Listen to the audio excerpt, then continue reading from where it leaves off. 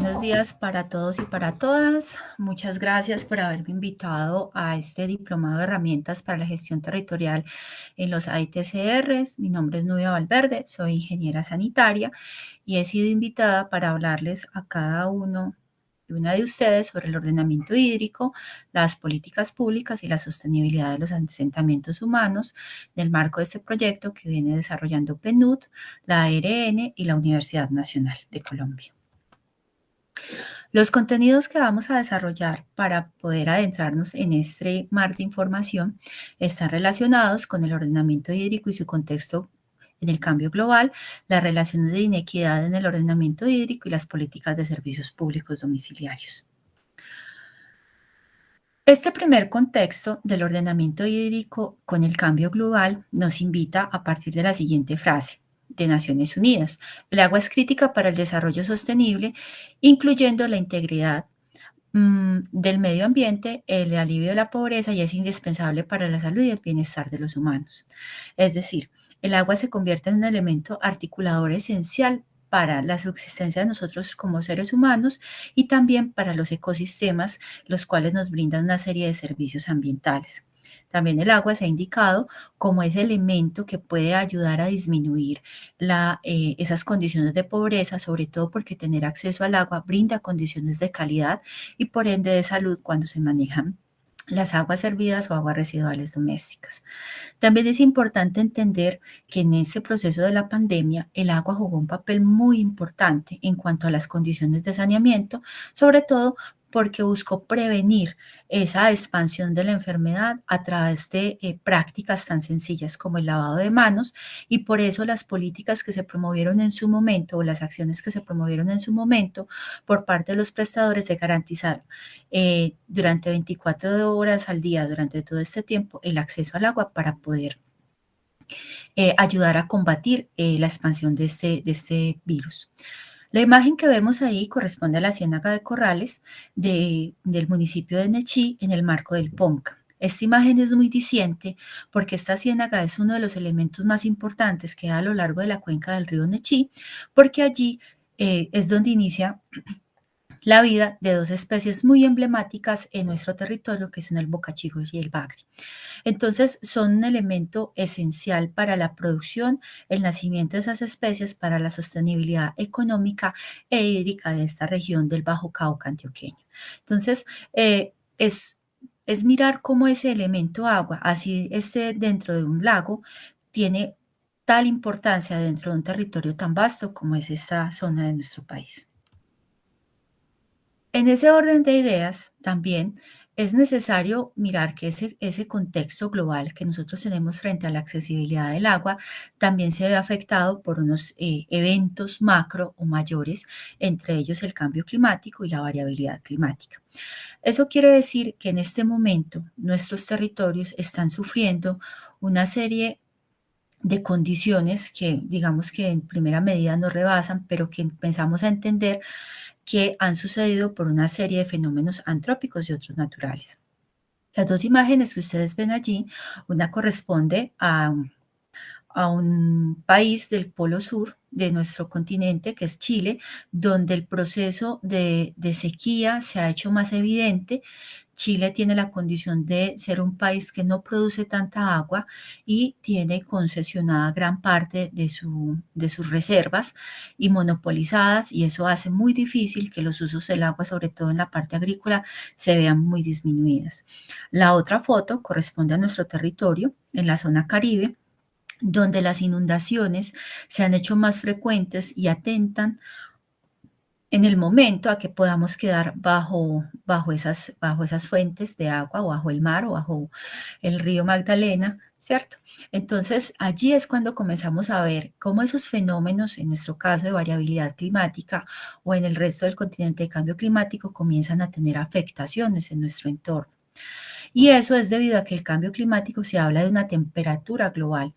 El último estudio del Panel Interamericano de Cambio Climático había puesto a tope que solamente podíamos tener un incremento de la temperatura hasta 2 grados centígrados, hoy se extendió a 2,5, pero eso indica que tenemos un paso muy acelerado hacia ese calentamiento global y eso se ve reflejado en esas modificaciones de la temperatura. Tenemos unas épocas mucho más cálidas, otros fenómenos, otros eventos mucho más lluviosos y ya digamos, Colombia es un territorio bimodal que tiene una época de lluvia, una época de sequía, una época transicional, y ya no las estamos viendo con frecuencia y eso hace que en primera medida todos y todas pensemos que nuestro clima se enloqueció, pero es debido a esa condición que tenemos. Entonces, digamos que el incremento de esas lluvias, las alarmantes sequías y los fenómenos de niño y niña que conocíamos que se daban con una periodicidad más o menos de 10 años, cada 7 años, hoy sean más recurrentes. En este momento el país está en una alerta de fenómeno de la niña. Desde el año pasado, sobre todo en la parte andina, hemos estado en eventos de lluvias y en este instante hay unas alertas pues condicionadas por las lluvias y los movimientos en masa y una serie de alertas para poder evacuar a la población. Entonces, nos indica toda esta situación que algo nos pasa con el clima. Por ejemplo, con los fenómenos de sequía, es bueno traer a colación lo que sucede en el norte del país, en el sur del país, en el departamento del Huila, con las extremas sequías, donde la ganadería se vio altamente afectada porque no había cómo abastecer a los animales. Entonces, esta información que nos llega o todos estos procesos que se nos generan nos invitan a conocer de estos fenómenos, a vivenciarlos, a analizarlos, porque conocerlos también nos ayuda a tomar decisiones y a saber qué acciones podemos emplear, porque ya los daños o los efectos están causados y a nosotros, a cada una de ustedes, lo que les queda es, o lo que nos queda es poder hacer un proceso de adaptación y hacer una mejor gestión del recurso hídrico y aprovecharlo para que durante esas épocas de sequía o esas épocas invernales, saber qué hacer con esas restricciones de agua o con esos excedentes de agua. Entonces, una de las estrategias es crear reservorios. Otra es hacer uso del agua lluvia o los sistemas de alerta temprana para prevenir esos eventos de inundación o de avenidas torrenciales, mejoramiento de drenes, entre otros.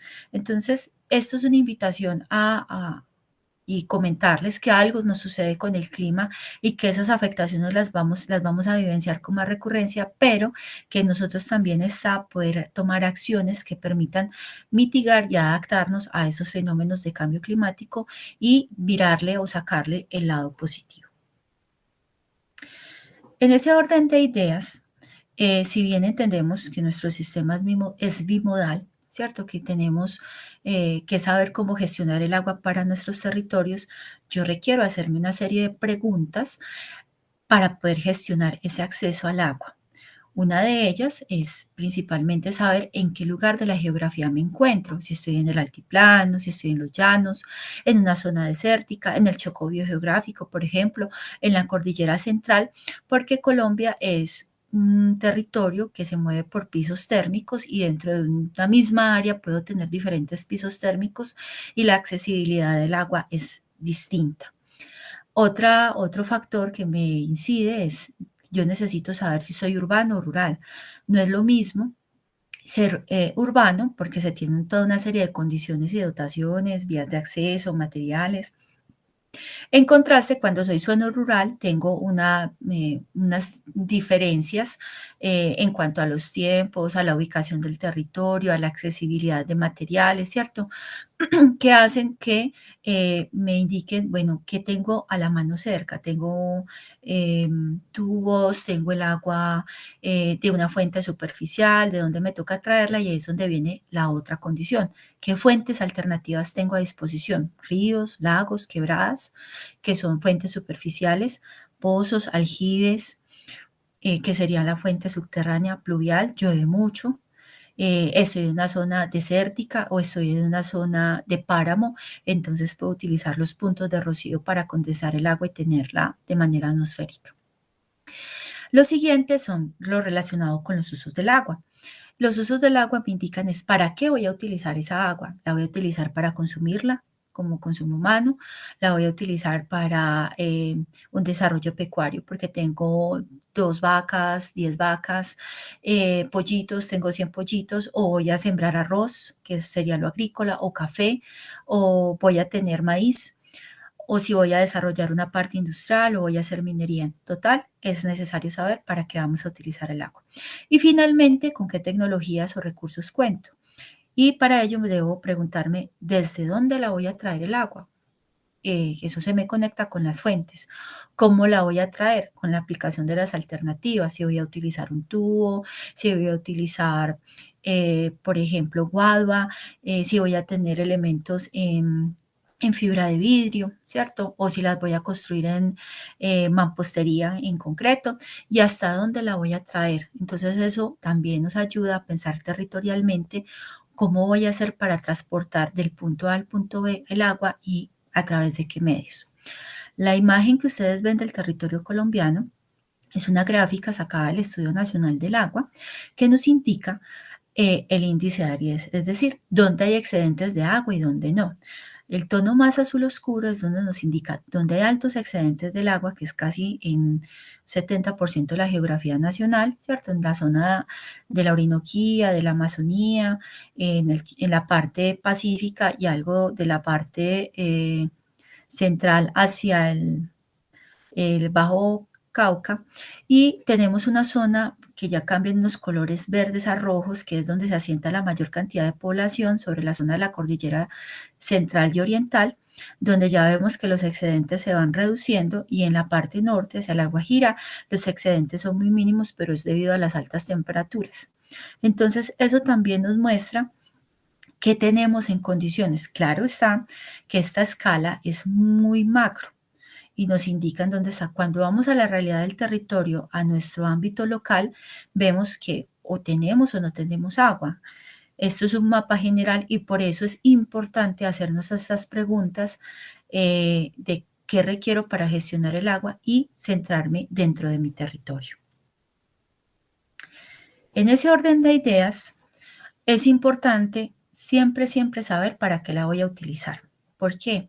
Porque con los estudios que hemos venido realizando, las diferentes autoridades ambientales, las universidades, el mismo Ministerio de Medio Ambiente, ya tenemos un conocimiento de que para cada actividad económica e inclusive para la parte residencial doméstica, cuál es la asignación de agua que se tiene para poder garantizarle a ese usuario del agua cuánto requiere, cuánto necesita para el desarrollo de sus actividades, y eso se conoce como módulos de consumo. Entonces, digamos que la normatividad colombiana identifica todos estos usos, hay otros adicionales, ¿cierto? Entonces, está el recreativo, el energético, el doméstico, el piscícola, el acuario, el industrial y el agrario. También está el marítimo, ¿cierto? Y también está para recibir descargas. Pero hay usos que son consultivos, es decir, que yo me los consumo, como el doméstico, como el pecuario, ¿cierto? Como el agrario, hay un consumo de agua, pero hay usos que son no consultivos, como el de generación de energía, como el recreativo y algunos industriales. ¿Por qué? Porque se utiliza el agua, se saca un momento, se utiliza y vuelve y se reintegra al sistema. Entonces, entender para qué voy a utilizar el agua es importante porque eso me va indicando en dónde requiero más agua y dónde no y cómo puedo aprovecharla. Y vienen estas dos reflexiones. La primera, el agua es un único recurso que se emplea en diferentes actividades que promueven la asistencia. La fuente es una sola. Ahora, yo la utilizo para diferentes actividades. La manera en cómo la empleemos, ¿cierto? Este es un mensaje supremamente importante. Ese recurso nos permitirá la sostenibilidad en el tiempo. ¿Y por qué? Porque entonces a veces nosotros creemos o consideramos que debemos utilizar esa agua y a veces no nos preocupamos por quien esté aguas abajo de donde nosotros nos ubicamos. Entonces eso hace que si somos un territorio juicioso, donde cada una o uno de nosotros se apropie de ese recurso y lo utilice bien, también debemos integrarlo con un sistema de tratamiento in situ colectivo para que el agua que se descargue y que la vaya a utilizar otra población que esté aguas abajo vaya en unas condiciones iguales o mejores de la que nosotros la vamos a emplear. Entonces, eso también se habla de sostenibilidad, de yo garantizarle el uso a los que siguen dentro de esta cadena, porque esto forma un ciclo del agua. No solamente es lo que llueve, lo que se precipita, lo que se infiltra, lo que escurre y lo que se evapora, sino que también hay un ciclo en quien usa el agua, quien la aprovecha, la trata y la devuelve para que otros la continúen utilizando, porque se creería que este recurso es infinito, pero cuando lo afectamos por condiciones de calidad, el recurso se va volviendo más complejo de emplear, así lo tengamos muy cerca. Si yo quisiera analizar cada uno, digamos, dentro de las experiencias y lo que nos han comentado de estas ATCR, hay un fuerte indicio de que el agua que vamos a emplear está relacionada con el agua subterránea.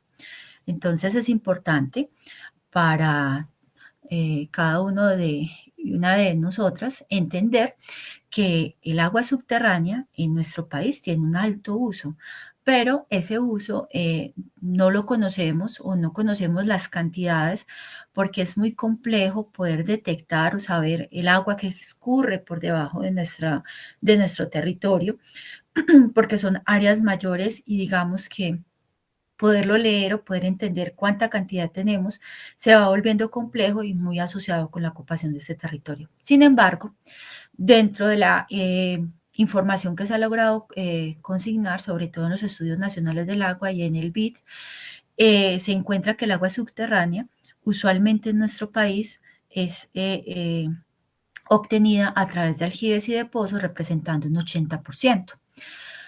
Eso nos indica que hay un aprovechamiento muy efectivo de esas fuentes subterráneas y que cuando lo contrastamos con esos usos del agua, vemos que un 43% se utiliza para lo agrícola, un 25% para lo industrial y en un tercer renglón estamos todos nosotros aquí vinculados y es al consumo humano y doméstico, solamente un 17%, o sea, somos una franja muy pequeñita dentro de ese uso y mayoritariamente lo estamos empleando para la agrícola, es decir, para la producción de alimentos. Entonces, volvemos a la pregunta anterior. ¿Para qué voy a utilizar el agua? Entonces aquí ya nos estamos dando respuesta usualmente en qué la utilizamos dentro de nuestras actividades. Ahora, si hacemos la comparación con las fuentes superficiales, ¿cierto? El panorama no es muy distinto. El agrícola sigue siendo el uso mayoritariamente empleado, digamos, muy conectado con los grandes monocultivos que tenemos de arroz, de caña de azúcar, de café, de palma aceitera. Entonces, digamos que el desarrollo agrícola tiene una alta influencia, seguido del desarrollo energético. Todo es de conocimiento de todos que nosotros tenemos una de las formas de generación de energía más limpias a través de la hidroenergía y de los sistemas de embalse que tenemos a lo largo pues, de, de la zona andina y que eso es lo que sostiene pues gran parte de la energía del país y que también eso ha permitido que se generen las PCH, las pequeñas centrales hidroeléctricas, para poder hacer generación de energía con nuestras fuentes, pues digamos la vastedad que tenemos en red hídrica. Y en un tercer renglón, sigue quedando en un tercer renglón, tenemos un uso doméstico que en esta gráfica habla más o menos de 3.000 millones de metros cúbicos contabilizados al año que demandamos en agua, pero que se compara o se equipara con el uso pecuario, con todas las actividades pecuarias que tenemos en nuestro país de producción, tanto interna como externa, como de exportación. Y también vemos otra serie de usos, como la parte industrial, como la parte acuícola. ¿A qué llamo la atención? A la imagen que vemos de nuestro país, en donde se muestra dónde se demanda el agua. Entonces, ¿dónde se demanda el agua? En toda la cordillera central y oriental, donde está el desarrollo de las capitales y de la parte industrial de nuestro país. Y entonces coge desde la parte sur hasta la parte norte. Entonces, ahí es donde se focaliza la mayor demanda de agua y hacia la zona de los llanos y de la Amazonía y de la zona de la Orinoquía, la demanda es muy bajita. Entonces, digamos que allí ayuda mucho las grandes cantidades de agua, su sistema que es muy húmedo, los ríos que se tienen y lo mismo en el Chocó. Entonces, y hay un elemento de contraste, donde mayor se demanda agua es donde mayor cantidad de población concentrada tenemos.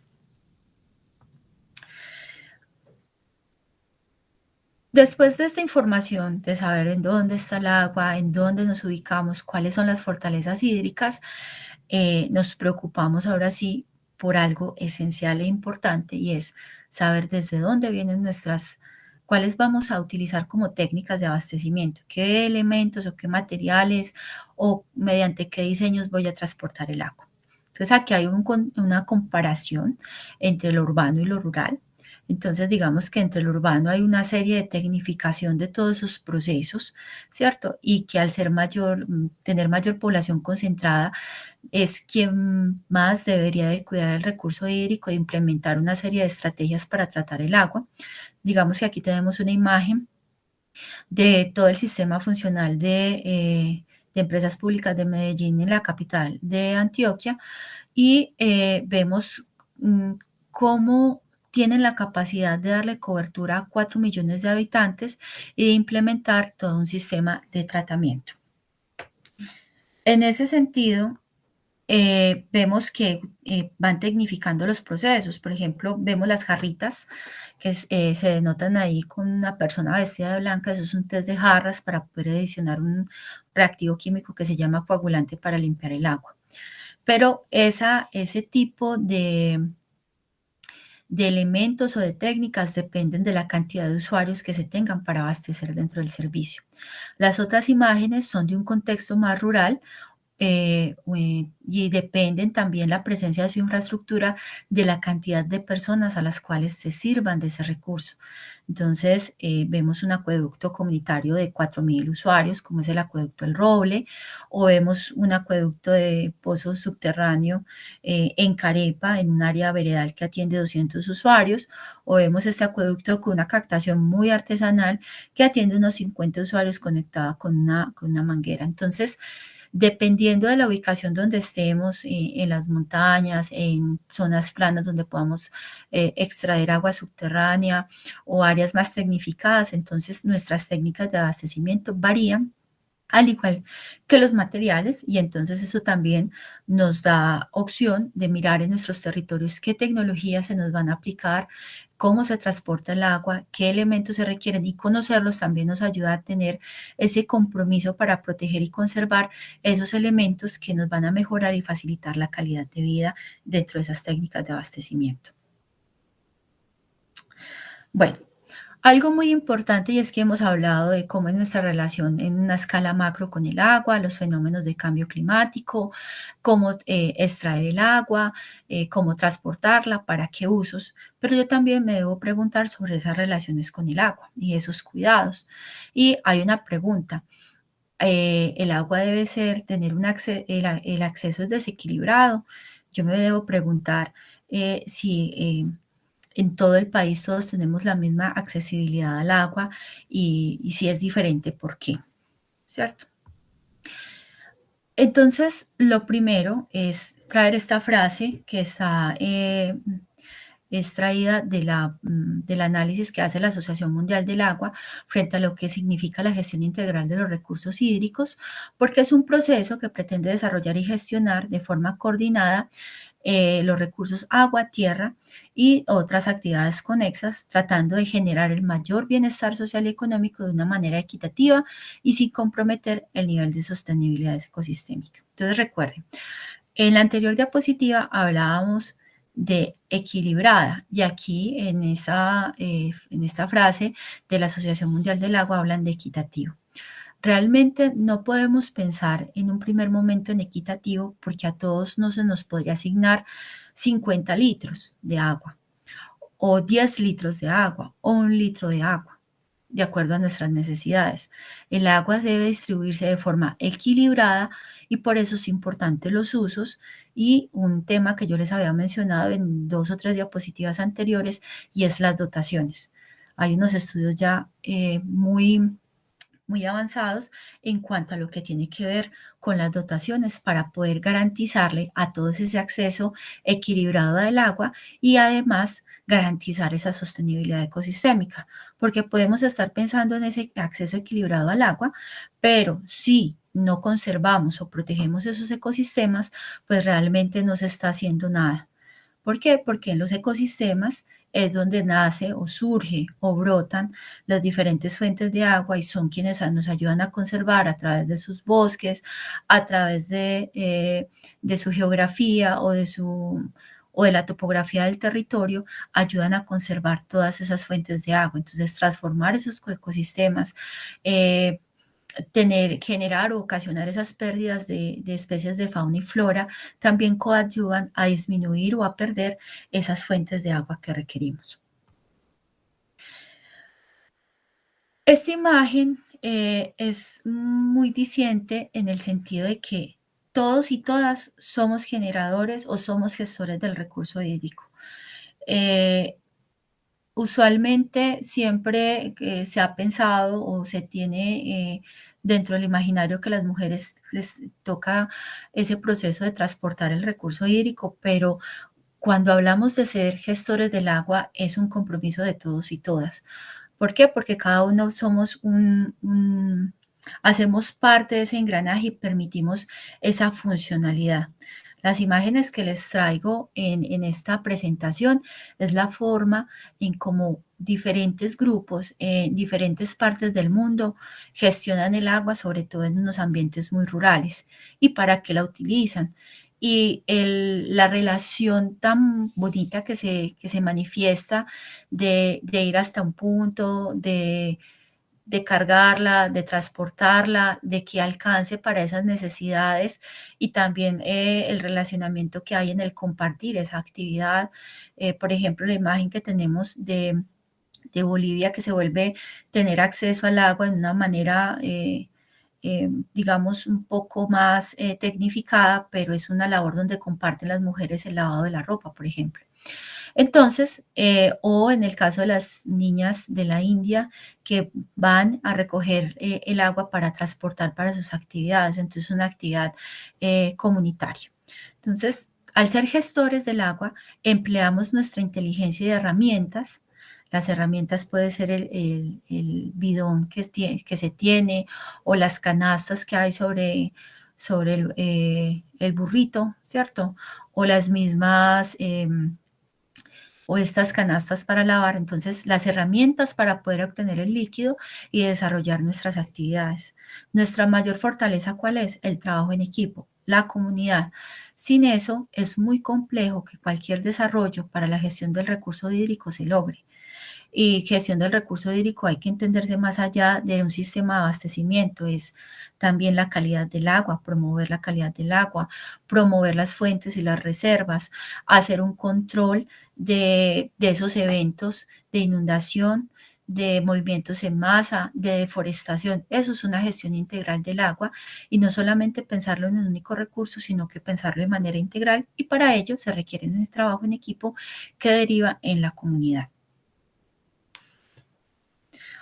Muy signado a cómo se piensa el acceso al agua rural, esta imagen proviene del título J del Reglamento de Agua Potable y Saneamiento Básico para los sistemas rurales y se identifican 5 niveles que son esenciales para, para este proceso. Entonces vemos que parte de un sistema individual hacia un sistema colectivo, ¿cierto? Al tratar de ese sistema individual, vemos que si es una captación cerca con una manguerita o a veces no requiere manguera, sino que transportar el agua, pues no se requiere ningún sistema de tratamiento y distribución, pero vemos que hay un porcentaje muy alto que nuestra población colombiana la utiliza de esa manera, un 44%. Y cuando pasamos del abasto 1 al abasto 2, donde ya se va tecnificando el proceso, vemos que hay un 40% de la población que tiene un sistema configurado a través de redes y que llega al agua, que son más o menos 5 millones de habitantes, pero que ya comienza a ser complejo porque el solo hecho de tener redes y de conexión nos implica que ya debe haber un proceso de desinfección, sobre todo porque ya vamos teniendo aglomeraciones de población que, si bien hay que abastecerlas de agua, también hay que comenzar a hacer actividades de saneamiento para que el agua que generemos, la que descartemos, pueda llegar en unas condiciones óptimas a ese usuario aguas abajo, que también va a hacer uso de esa agua, pero debemos proveérsela. Y cuando ya se comienza a pasar ese concepto de tipo de servicio de abasto, acueducto, nos indica que es una cosa ya, una estructura más perfilada, más institucionalizada, donde se habla de procesos de tratamiento como la desinfección, es decir, adicionarle cloro al agua para que no hayan organismos que se conocen como patógenos y que pueden ocasionar enfermedades, casi todas de tipo diarreico, pero miren que solamente tenemos un 3%. Y más llamativo aún es que cuando hay unas redes de conexión domiciliaria, que hablan de que necesitamos PETAP y solamente tenemos un 9% dentro de nuestro panorama. Entonces hay mucho trabajo que hacer dentro de las zonas rurales para poder cualificar ese acceso al agua, pero si bien necesitamos agua segura, también vamos viendo que por la configuración de la población se requiere agua ya potable para atender más de 1 millón de usuarios. En ese sentido, eh, saber cómo, en dónde estoy, qué requiero y cómo lo requiero para poder transportar el agua, también nos comienza a contrastar o a converger en cómo articulo el agua que requiero con el territorio donde estoy, con la norma que existe. Y es interesante y es necesario articularnos con la norma porque si bien a veces los procesos normativos para poder acceder al recurso agua o al recurso territorio parecen ser engorrosos, realmente es una forma de podernos garantizar y priorizar ese acceso al agua. Entonces, ¿dónde nos encontramos nosotros? En la parte del ordenamiento territorial. Somos un territorio, somos un municipio, somos una vereda, somos un centro poblado, somos un caserío, donde requerimos ser reconocidos dentro de ese territorio para comenzar a acceder a todas las herramientas normativas que nos tiene nuestra legislación, ¿cierto? Y que dependemos de un recurso agua, de un recurso suelo y de un recurso aire para poder desarrollar cada una de nuestras actividades. Y que esos recursos tienen una serie de normatividades y de regulaciones para poder saber dónde están, ubicar la red hidrográfica, saber dónde hay aguas subterráneas, dónde están los parches de bosques que tenemos, dónde se encuentra la fauna y la flora en nuestro país y conocer dónde tenemos los puntos de disposición de residuos sólidos, dónde se encuentran los acuíferos y eso requiere toda una serie de planes ambientales. Adicionalmente, también necesito saber cuál es la gestión del riesgo, ¿cierto? Es decir, dónde ocurren los desastres naturales, dónde ocurren los movimientos en masa, dónde se dan los fenómenos de sequía y todo ello me incide en mi territorio. Y para yo poder tener ese acceso al agua, yo como usuario dentro de un territorio me dirijo a la autoridad ambiental y solicito un permiso de concesión y vertimientos y debo aparecer registrado dentro de un sistema que se llama el SIRACHE, de Información del Recurso Hídrico, y se me reconoce como ese usuario y me hacen un seguimiento para poderme garantizar ese acceso al servicio. O también aparezco dentro de ese sistema para cuando me autoricen un permiso de vertimiento y saber qué acciones se están tomando. Entendemos que por nuestro territorio que tiene una alta connotación rural, a veces eso es muy difícil hacerlo. Y digamos que dentro de las políticas de gobierno de este cuatrenio se decidió reconocer a todos los usuarios del recurso hídrico y registrarlos, pero evitarles estos procesos de permisos de concesión y vertimiento, pero sí tenerlos dentro de ese contador y saber cuáles son las necesidades en cuanto al sistema de abastecimiento. Y eso también ayuda mucho a identificarlos y a poderles garantizar como todas esas acciones que hay en el contexto ambiental. Entonces, digamos que esa es la importancia de que como territorio que requerimos utilizar el agua, tengamos ese conocimiento de la norma y podernos acercar a las autoridades ambientales, que a entender que hay algunos servicios o permisos que se requieren que por nuestra ubicación, si somos vivienda dispersa, si somos áreas rurales, hay procesos que se vuelven gratuitos y que hay toda una estructura normativa que está buscando garantizarnos ese acceso y ese suministro al agua con calidad y con cantidad. Este gráfico es es como un compilado de esa relación simbiótica del agua con el territorio, ¿cierto? De saber quiénes somos y dónde estamos y cuál es la oferta hídrica que tenemos en términos de fuentes superficiales y subterráneas, ¿cierto? Que tenemos toda una serie de planes, un conocimiento e información en cuanto al suelo, al aire y al agua, que era lo que veníamos hablando, pero que para poder hacer uso de ese recurso, yo necesito formalizarme, que me reconozcan, porque esa formalización es un reconocimiento de que identifiquen que aquí hay X grupo de personas que requieren de ese uso del recurso, que requieren acciones y que también existe una autoridad ambiental que nos puede acompañar y ayudarnos a garantizar ese acceso al recurso. Y que en la medida en que vamos fortaleciendo esa actividad comunitaria de gestionar el recurso hídrico con todos sus otros elementos y favorecer los ecosistemas, se comienzan a generar unos instrumentos económicos que cuando se formalizan, algunos los pagan, otros por la ubicación no tendrían por qué pagarlos, pero esos instrumentos económicos como la tasa del uso del agua, que es pagar como un servicio ambiental, ¿cierto? Yo pago para poder, pago un valor anual para poder hacer uso de esa agua, se convierte en un elemento importante para que en el tiempo eso vuelva a mi territorio. Ese pago que yo hice contribuya a mi territorio. O si hago una tasa, un pago, una tasa retributiva, es que yo vertí un agua que sale de mi casa o de mi industria, ¿cierto?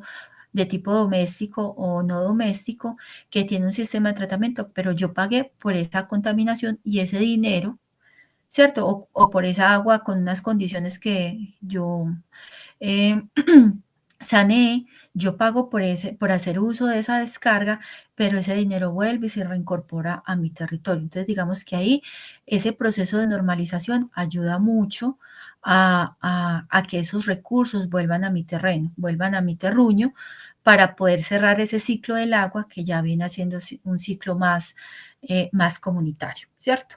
Y eso también ayuda a esos cuidados del agua y a esos procesos de sostenibilidad.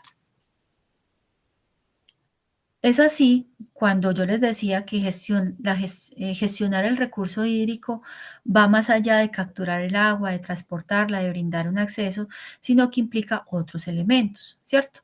Como la gobernabilidad, como esas acciones que podemos hacer como actores y usuarios para trabajar en pro no solamente del recurso hídrico, sino de todos esos elementos que hay en el medio ambiente y que nos brindan unos servicios ecosistémicos y que nos permiten la subsistencia en el territorio, sino que también yo también puedo pensar en términos de sostenibilidad, esas reglas y esos incentivos que me puedan facilitar, en este caso, el uso y los cuidados del agua. Es decir, yo utilizo el agua, pero ¿cómo hago para devolverla en las mismas o mejores condiciones en que yo las utilicé?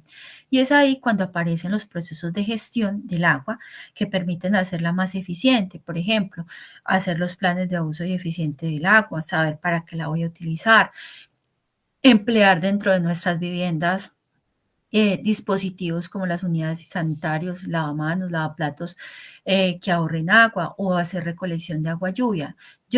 Eso también se llama hacer gestión o colocar un sistema séptico en mi vivienda si soy una vivienda rural dispersa o si soy un centro poblado, un caserío, mirar la mejor manera de recoger todas las aguas y poner un sistema de tratamiento. Eso también son obras de gestión dentro del recurso hídrico y eso contribuye mucho a ser más eficiente y a garantizar la sostenibilidad del recurso hídrico, no solamente para nosotros como seres humanos, sino para toda la fauna y la biota que tenemos en nuestros territorios.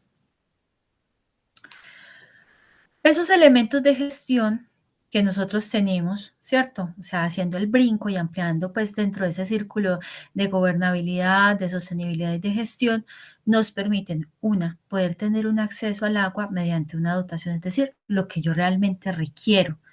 Y no es en el ahora, esa dotación se piensa en el futuro para que usted tenga acceso al agua por un tiempo más o menos de 10 años, que la aproveche, que la trate y poder renovar ese proceso. Cuando ya somos unos sistemas muy consolidados, realmente uno diría, bueno, si hay agua y este país es tan vasto en agua, realmente el acceso al agua debería de ser gratis. Pero cuando miramos los sistemas tan complejos que tenemos, desde captar el agua, transportarla, hacerle un tratamiento, distribuirla, llegarle, eso se vuelve insostenible en el tiempo y por eso es que en el tiempo se han generado a través de la Comisión de Regulación de Agua Potable, la CRAP y la Superintendencia de Servicios Públicos, se ha creado una serie de tarifarias para distintas asociaciones o juntas prestadoras de los servicios de acueducto y de alcantarillado o de suministro de agua o de recolección de aguas residuales para que puedan hacer un cobro y ese cobro se utiliza para reinvertirse dentro del mismo sistema y se puedan sostener en el tiempo. Eh, Eso es lo que permite que todos tengamos por lo menos acceso al agua seguro. Hay ciertas corrientes que no están de acuerdo y lo hablan como una mercantilización, pero realmente cuando se está en este proceso, en este contexto de la accesibilidad al agua, se entiende que esas actividades son netamente necesarias y que tienen una finalidad y que esa finalidad también se contrasta con los incentivos e instrumentos como la tasa retributiva o los pagos por servicios ambientales o la TUA, porque son dineros que se pagan y vuelven al territorio. Por ejemplo, los pagos por servicios ambientales, eh, cuando alguien paga por ello, eh, nos permite, por ejemplo, proteger una microcuenca abastecedora porque hay alguien que está invirtiendo en ese recurso que nos beneficia a nosotros como comunidad. Y por último, es una invitación a establecer un equilibrio entre esa autoridad ambiental y ese municipio para que el territorio que recibe esos recursos naturales, en especial ese recurso hídrico, se pueda mantener, porque a veces se nos descuida y se olvida que se requieren como esos apoyos del municipio y de las autoridades ambientales para poder mantener ese acceso al agua y se pierde ese equilibrio y se piensa que hay unos que pueden tener más que otros sin justificada razón. Entonces, eso hace parte y contribuye de los elementos de gestión.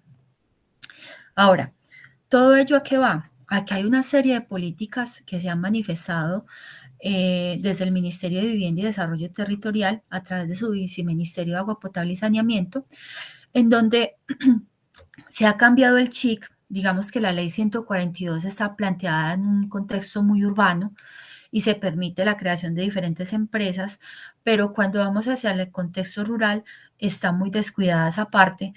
Entonces, digamos que a través del viceministerio y toda su política de prestación de servicios públicos, tiene un programa que se llama Agua al Campo. Y lo que busca es llevar agua hacia las zonas rurales del país, mejorando en tres aspectos: conectividad, continuidad y calidad del recurso vital. Entonces, digamos que esas políticas para la prestación de servicios públicos tienen todo un proceso que se ha dado dentro de la formación del conocimiento, identificar y de priorizar esos territorios a los cuales se requiere llevar mediante esos tres factores y mejorar la accesibilidad al agua, porque eso también es desarrollo, eso también es calidad de vida. Entonces, esa política de agua al campo ha tenido mucha gestión durante estos años y digamos que el Plan Nacional de Desarrollo le ha apuntado a esa actividad, lo cual se ve como benéfico y muy a tiempo o muy acorde pues a todos los procesos territoriales que estamos viviendo y que permiten que hagamos esa simbiosis entre el territorio y el agua. Esa política busca que al 2022, con Agua al Campo, se incremente la cobertura en dos servicios fundamentales que tienen que ver con el agua y el alcantarillado y por ende se mejore la calidad y la accesibilidad al servicio, en que El 24% solamente tiene servicio de acueducto y que se crezca un 40%. Entonces, recuerden las cifras que teníamos antes, en quién tiene los sistemas de acueducto, cómo nos conectamos y cómo accedemos a ese servicio.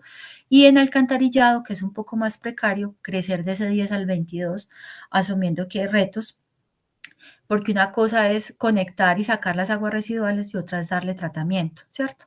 Entonces, por lo menos aquí se está pensando en disminuir esos focos de contaminación por aguas hervidas, mejorar esa parte visual de los territorios y por lo menos tener un alcantarillado que permita ese saneamiento. Entonces, esa política de prestación de servicios públicos tiene 4 ítems: el ABC del agua al campo, el abastecimiento de agua potable y los subsidios rurales. Digamos que en los subsidios rurales se ha convertido en una estrategia muy significativa que ayuda a las organizaciones que tienen que ver con la prestación del servicio a gestionar recursos, a aprender a gestionar recursos para recibir esos subsidios, para fortalecer su estructura tarifaria y su fortalecimiento institucional, para reinvertir dentro de sus sistemas de acueducto. Y aquí traemos a colación una imagen tomada de la página del viceministerio, donde se habla del proyecto del acueducto veredal de Fonseca en La Guajira, que es un territorio bastante seco, y las acciones que se desarrollaron en el año 2019 para poder tener acceso de esas zonas rurales a sus planes de abastecimiento de agua potable y manejo de las aguas residuales. Digamos que hay toda una serie de herramientas que es importante que comencemos a indagar e investigar para poder saber cómo accedemos a esos subsidios, cómo puedo yo seguir haciendo crecer mi sistema y mejorar la calidad de vida de mi territorio. Porque hay maneras, lo que pasa es que a veces no sabemos en dónde acercarnos y cómo tocar puertas para poder tener esos subsidios y saber y aprender también de tecnologías y de formas de abastecimiento y de saneamiento.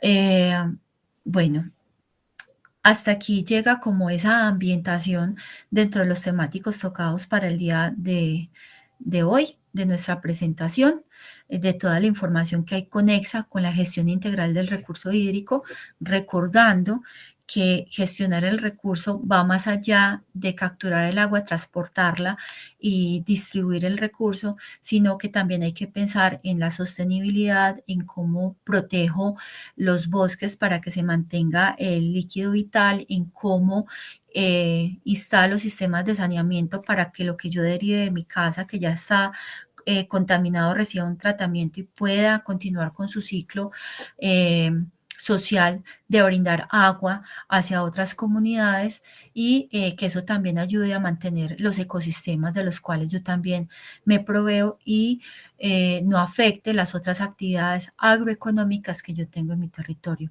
A todos muchas gracias. Dejo mi correo electrónico por si alguno o alguna de las participantes tiene alguna inquietud. Por favor me escriben al correo que aparece aquí en la presentación y con todo el gusto les estaré respondiendo en la medida en que sean preguntas de mi resorte y si no, las ayudamos a construir para que ustedes queden claros con la información. Un abrazo y gracias por haberme permitido participar y dialogar con ustedes este tema tan bonito frente a la gestión del recurso hídrico.